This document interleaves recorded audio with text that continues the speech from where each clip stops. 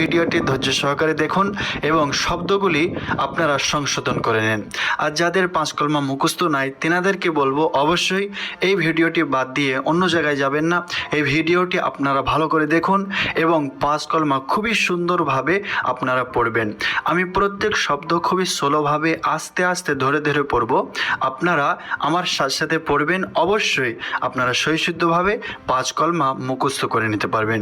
তো চলুন আমরা ভিডিওটি আরম্ভ করছি। আমি সিরিয়ালভাবে বলছি, আপনারা শ্রবণ করুন এবং আমার সাথে সাথে পড়ুন।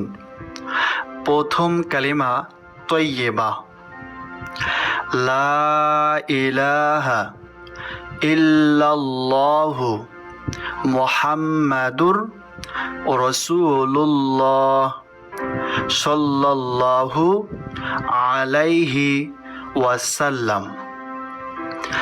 দ্বিতীয় কালিমা শাহাদাত, আশহাদু আল্লা ইলাহা ইল্লাল্লাহু ওয়া আশহাদু আন্না মুহাম্মাদান আবদুহু ওয়া রাসূলুহু। তৃতীয় কালিমা তামজিদ, সুবহানাল্লাহি ওয়ালহামদুলিল্লাহি ওয়ালা ইলাহা ইল্লাল্লাহু ওয়াল্লাহু আকবার ওয়ালা হাওলা ওয়ালা কুওয়াতা ইল্লা বিল্লাহিল আলিয়্যিল আযীম। চতুর্থ কালিমা তাওহীদ,